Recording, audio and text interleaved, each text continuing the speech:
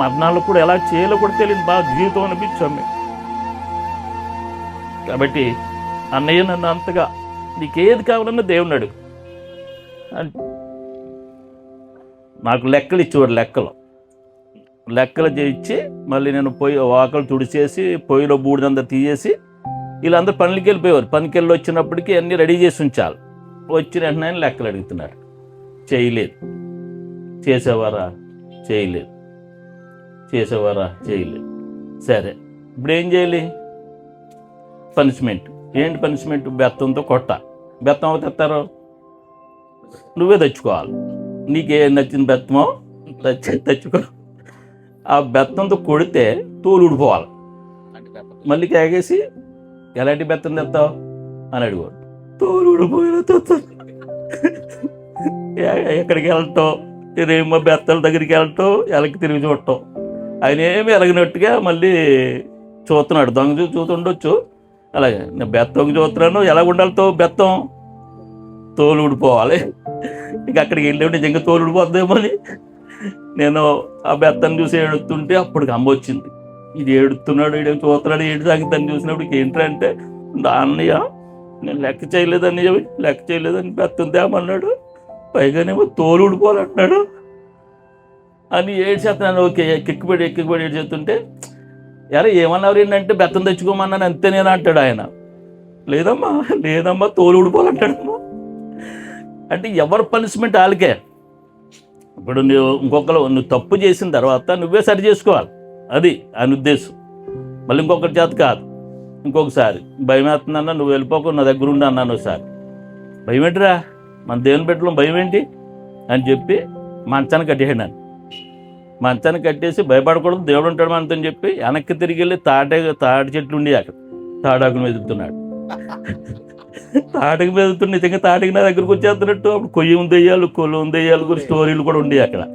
ఆ స్టోరీల్లో నేను దెయ్యం వచ్చేసామని భయం. ఈయన లేడు, లెగిద్దామంటే మంచాన్ని కట్టేసాడు. ఈ లోపు కేకలేస్తుంటే మా అమ్మ వచ్చింది అక్కడ నుంచి. ఆ శుక్రవారం ప్రార్థనకి వెళ్ళి వచ్చినప్పుడు ఇంకే ఏడ్చి చెమట పట్టేసి చలిగాలం వచ్చేస్తే ఇంక మళ్ళీ ఏడు ఇంతకని అన్నా డొంకలో ఉన్నాడు, నేనేం మంచం మీద ఉన్నా ఏడుస్తానే ఉన్నా. మా అమ్మ వచ్చి భయపడిపోయి ఈడేడు అంటే అక్కడ వచ్చి ఆడు భయం అంటున్నాడు. అంత మరణ భయం ఏంటి మనకి, అందుకు ట్రైనింగ్ ఇచ్చారంటున్నాడు. అటువంటి ప్రాక్టికల్. మళ్ళీ వాక్యాలు రాసినప్పుడు నేను బాగా సన్నగా ఉండేవాడు. కాలువలోకి వెళ్ళి నుంచునేసి రాయాలంటే కష్టం కాబట్టి నాకు 2 కాళ్ళు కట్టేసి పైనుంచి దించుకున్నాను. పైన నా కాలు 2 కట్టేస్తే నేను ఎక్కడ ఉంటాను ఇప్పుడు? పైన ఉంటాను. కిందకి దిగి మళ్ళీ డబ్బా పంపించేవాడు. అలా చూస్తా మరి ఇదా అనేవాడు. మళ్ళీ కిందకి వెళ్తే కళ్ళు తిరిగిపోవా. అయినా కానీ అలాగే పెయింట్ చేసేవాడిని, వచ్చేవాడిని. మళ్ళీ అన్నీ మళ్ళీ మోసుకెళ్ళేవారు. ఇలాంటివి చేసేవాడు. మన దేవుని మాటలు ఖచ్చితంగా నమ్మాలి అంటే ఆయన ఖచ్చితంగా నమ్మేసేవాడు. మనకి జంతువుల మీద కానీ పక్షుల మీద కానీ మన అధికారం ఇచ్చాడండి దేవుడు. ఓ చోట ఇక్కడ ఉన్నాం, ఎక్కడ చెరువు దగ్గర ఉన్నారో అన్నయ్య ఒక్కలో చెరువు దగ్గర ఉన్నాడు, మేమందరం ఆడుకుంటున్నాం. ఆయన అంటున్నాడు చేపలు మీరన్నీ వెళ్ళరండి, ఎన్ని చేపలు ఉన్నాయో అన్నీ రండి. చేపలతో మాట్లాడాడంట. చేపలు చాలా వచ్చాయి. విలసానికి గుర్తుందో లేదో, మేము చిన్నవాళ్ళం. అక్కడికి వెళ్ళేటప్పటికి చేపలు చూసినప్పుడు మనం ఏం చేస్తాం? గమ్మున రాల్చి కొడుతుంటే అందరిని నిలబెట్టి అంటున్నాడు ఆయన, మరి నేను పిలిచాను, మీరు కొట్టడం ధర్మమా? కాదు, కాబట్టి నేను చెప్తాను అందరూ కళ్ళు మూసుకోండి అని చెప్పి అందరూ కళ్ళు మూసుకున్నాం. చేపలు మీరు అందరూ వెళ్ళిపోండి అన్న. అలాగే చేపలు వెళ్ళిపోయాయి. నిజంగా ఆయన ప్రాక్టికల్గా చేసేవాడు. ఏది చేసినా ప్రాక్టికల్ చేసేవాడు. అయితే నన్ను హాస్టల్లో జాయిన్ చేసిన తర్వాత తను వెళ్ళిపోవాలి. ఒకే ఒక మాట ఏంటంటే, నీకేమన్నా అవసరం అయితే దేవుణ్ణి అడుగు. ఇచ్చిన డబ్బులేమో అయిపోయాయి. ఏమన్నా అడగాలంటే ఎవరిని అడగాలి? దేవుణ్ణి అడగాలి. ఎంత ఇబ్బంది వచ్చినా సరే నువ్వు దేవుణ్ణి అడుగు. వెళ్ళి గదిలోకి వెళ్ళి ప్రార్థన చేస్తున్నాను. ఎంత ప్రార్థన చేస్తున్నా ఎవరు ఇవ్వట్లేదు. మళ్ళీ రోడ్డు మీదకి వస్తున్నాను, ఎవరు ఇవ్వట్లేదు. అలాగే ఇంకా చిన్న బ్యాడ్జీ కావాలి అక్కడ. ఆ బ్యాడ్జీకి రూపాయి కట్టాలి. ఆ రూపాయి లేకపోతే జాయిన్ చేసుకోరు. రూపాయి లేదు, ఎవరిని అడగకూడదు. అడుగుదామన్నా ఎవరు కొత్తలే. ఇక్కడికి రోడ్డు మీదకి వచ్చి ఏడిచేస్తున్నాను. చెట్టు కాడ నిలబడి ఏడుస్తుంటే ఒక ఆయన చాలా స్పీడ్గా సైకిల్ మీద వెళ్తా వెనక్కి తిరిగి వచ్చి, ఏ బాబు ఎందుకు ఎడుతున్నావు అంటే నాకు రూపాయి కావాలంటే అన్న. ఆయన దగ్గర 2 రూపాయలు ఉన్నాయి, 2 రూపాయలు ఇచ్చి వెళ్ళిపోయాడు. నిజమే, మనం కొంచెం కంట్రోల్ చేసుకుంటే దేవుడు గొప్ప కార్యాలు చేస్తాడు మన పట్ల అనేది మాకు నేర్పించిన పద్ధతి. నిజమే, ఇప్పటికీ కూడా అప్పు చేశానని ఒక చర్చి స్థలం కొన్నప్పుడు 5,000 అప్పు చేశాను. ఆ విషయాన్ని తెలిసి తిట్టాడు, మామూలుగా తిట్టలేదు. నేను కొన్ని లక్షలతో సేవ చేస్తున్నాను, ఎక్కడ అప్పు చేసిన విన్నావా, ఎవరైనా అంటారనన్ను అని చెప్పి చాలా తిట్టి పెద్ద లెటర్ రాశారు నాకు. శాపనకరాలు, బైబిల్లో ఉన్న శాపనకరాలు, అప్పు చేసినవాడు అప్పుచోడు దాసుడు, అప్పు చేసేవాడు సోమరిపోతు, ఇవన్నీ కూడా రాసుకొచ్చి ఇవన్నీ తిట్టాడు కదా, డబ్బులు ఇస్తాడు అనుకున్నాను నేను. పైగా స్థలం అమ్మేసాం, డబ్బులు ఉన్నాయి ఆయన దగ్గర, ఇవ్వలేదు. ఇవ్వకుండా తిట్టి వెళ్ళిపోయాడు. అప్పుడు నేనేమనుకుంటాను అండ్ ఏమనుకుంటాం, దుర్మార్గుడు నేను తిట్టేసి వెళ్ళిపోయాడు అన్నట్టుంది కదా. కానీ ఆయన చనిపోయిన తర్వాత తెలిసింది ఆ విషయం. నా కొరకు ఆ డబ్బులు ఇవ్వాలనుకున్నాడో ఆ డబ్బులు ఎట్టుకెళ్ళి అక్కడ డిస్ట్రిబ్యూట్ చేశాడు. తర్వాత తెలిసింది, అన్ని చెక్ చేస్తుంటే నా పేరు మీద అక్కడ ఒక డాక్యుమెంట్ ఉంది, ఏమంటారు దాన్ని, మన పేరుని చేసినాయి, ఫిక్స్డ్ డాక్యుమెంట్ చేశాడు. అలాంటి అన్నయ్య అప్పు చేయటం తప్పని చెప్పి హెచ్చరించి వెళ్ళిపోయి తప్ప వాడిగా బతకాలన్న ఉద్దేశంతో అవి కూడా ఇవ్వకుండా వెళ్ళిపోయాడు. నిజంగా ఒక 5-6 నెలల్లో అప్పు తీరిపోయింది.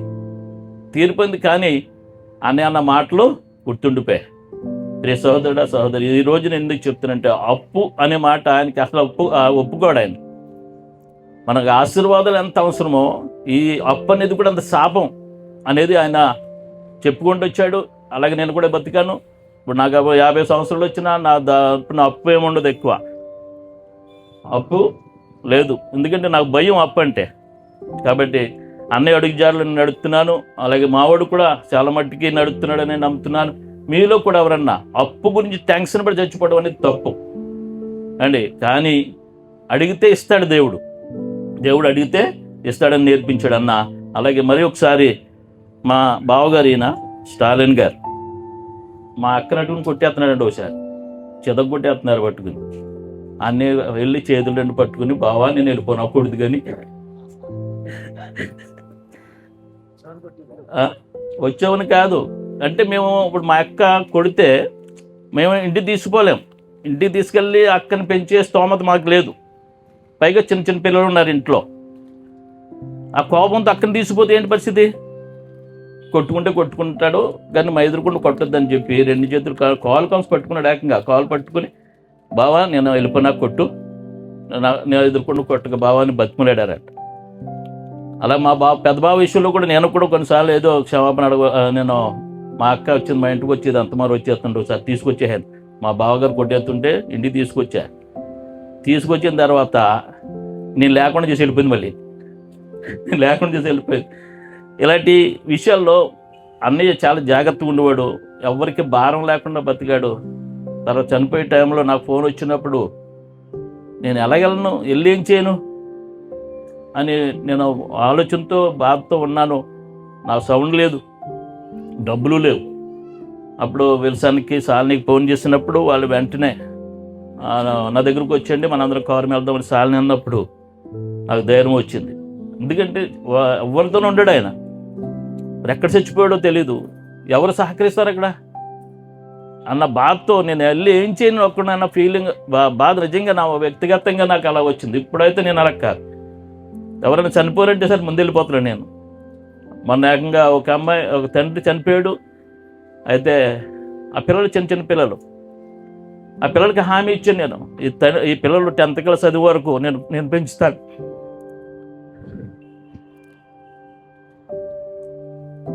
మరణాలు కూడా ఎలా చేయాలో కూడా తెలియని బాగా జీవితం అనిపించాము. కాబట్టి అన్నయ్య నన్ను అంతగా నీకేది కావాలన్నా దేవుని అడుగు అని చెప్పినప్పుడు అప్పటి నుంచి ఇప్పటికి కూడా నా దర్శనం కూడా నిజమైన భక్తి దానిగా దిక్కులని పిల్లలు ఆదరించుట, ఎవరైనా ఇబ్బందులు పరామర్శించుంటే అనే బ్యానర్ మీద నేను పరిచయం చేస్తున్నాను. నేను ఎవరితో కూడా ఏం పెట్టుకోను. దర్శనం నేను కొనసాగిస్తూ ఉండగా చిల్డ్రన్ మినిస్ట్రీ, అలాగే సంఘ పరిచర్య, అలా పత్రిక పరిచర్య కాడికి ఈవేళ నా బిడ్డ తయారైన తర్వాత వాక్యాలు రాయటం కూడా మొదలుపెట్టాం. ఇంకా తృప్తిగా ఆయన చేసిన పరిచయం లాంటిది పరిచయం చేయాలి జనం అంతా. డబ్బు ఉంటే చేస్తామనుకుంటారు చాలామంది. ఆయన డబ్బుతో చేయలేదు, ఆ డబ్బు ఇస్తుంటే ఇచ్చుకునేవాడు కదా ఆయన. అలాంటి పరిచయం ఆయన చేశారు. కాబట్టి ఈ ఇన్స్టిట్యూట్లో కూడా వారు నా దగ్గరకు వచ్చి నేర్చుకున్న వాళ్ళు ధైర్యంగా సేవ కొరకే త్యాగం చేయాలి. అలాంటి కోచింగ్ ఇస్తాను, అలాగా చేయాలని నా ఉద్దేశంతో ఉన్నాను. కాబట్టి ఈరోజు ఇలాంటి అవకాశం దేవుడు మనకి ఇచ్చాడు. దానికి నేను మా అబ్బాయిని అడిగిన వెంటనే ఓకే అన్నాడు. చక్కగా అన్ని కూడా అరేంజ్ చేయడానికి చేశాడు. ముఖ్యంగా మొన్న చంద్రబాబు నాయుడు గారు మొన్న కొంత డబ్బు వేశారు, నాకు పాస్టర్లకు ఇచ్చారు. నిజంగా పాస్టర్లకు ఎప్పుడైతే డబ్బు ఇచ్చారు అంత అమౌంట్ నాకు ఎవరు ఇవ్వటం చూడలేదు నేను. కాబట్టి ఆయన చంద్రబాబు నాయుడు గారి గురించి కూడా ప్రార్థన చేయండి. క్రైస్తవుల మీద ఎటువంటి వేరే ఆలోచనలు ఆయనకు ఉండకుండా. ముఖ్యంగా ఈరోజు నా అక్కలిద్దరు కూడా బ్రతుకుంటూ వాళ్ళు నా కోసం ఉన్నారు. ఎవరన్నా ఉన్నారంటే ఇద్దరు ఉన్నారు. కాబట్టి వీళ్ళిద్దరు కూడా సన్మానం చేయాలని నేను ఆశించాను. అలాగే దానికి అందరూ కూడా సపోర్ట్ చేశారు. వాళ్ళ పిల్లలు అక్కను, పెద్ద అక్కని, చిన్న అక్కను కూడా తీసుకురావడం జరిగింది. కాబట్టి శాంతారావు గారు ఒక ఉద్దేశం ఇప్పుడు చెప్పారు కదా, అందరూ చెప్పారు కదా, నా మీద ఇప్పుడు మన ఫ్యామిలీస్లో కూడా నా మీద కోపం ఉంది చాలామంది. పొద్దుడే లేకంటే నా మీద కూడా కోపం ఉంది. నేను కూడా కొన్ని ఇంటికి నేను తగ్గిపోతున్నానంటే లేకట్లేదనే. నాకు మీ మీద కోపం ఉండదు, మీరేం పెట్టట్లేదని ఉండదు. అరుణోదయం లెగిస్తే ఐశ్వర్యవంతులు అయిపోతారండి. నేను అనాదిగా వెళ్ళి వదిలిపెట్టి వెళ్ళాడు అన్నా నన్ను, కానీ దేవుడు నీకు తోడుంటాడు అన్నాడు. నిజంగా ఇప్పుడు మేము లక్షాధికారులు లేవుల్లో ఉన్నాం. దేవునికి స్తోత్రం. మా చిన్నక్క ఒకసారి అంది, అక్కడే కూర్చుని ఉంది, వాళ్ళు కొడుకున్నాడు విల్సన్ గారు, మీ తమ్ముడిల్లు అంటే ఆడికేంట్రా, ఆడు కోటేశ్వరుడు అన్నారు. అంటే వాళ్ళ దేవుని ప్రకారం వచ్చే సంవత్సరానికి ఎవరు మాట్లాడలేదు అబ్బాయి గట్టిగా. మేము కోటేశ్వరులు అవటమే కాదు, మా కింద అనేక మంది అనాథుల పిల్లలు మాకు ఉంటారు. అనేక మంది పిల్లల్ని మేము పోషిస్తామనే ధైర్యం మాకు వస్తుంది. కాబట్టి అలా చేస్తాం. నిజమైన భక్తి ఏదనగా దిక్కులను నాది వచ్చుట కనుక మమ్మల్ని ఆదరించిన దేవుడు, అలాగే అనేక మంది పిల్లలను కూడా ఆదరించడానికి దేవుడు సహకరిస్తున్నందుకు, అలాగే మీరు కూడా నేను ఉంటానని విల్సన్ గారు మాట ఇచ్చారు. అలాగే మా కోడలు కూడా ఉన్నారు, వాళ్ళందరూ రావడానికి చాలా సంతోషిస్తున్నాను. అలాగే మా బాంబర్దులు కూడా ఉన్నారు, వారు కూడా మన నుంచి కానుకలు వేస్తున్నారు. ఈ మధ్య వెంకటేశ్వరరావు గారు ఇంకా ఎవరెవరో నెలకింత వేస్తున్నారు.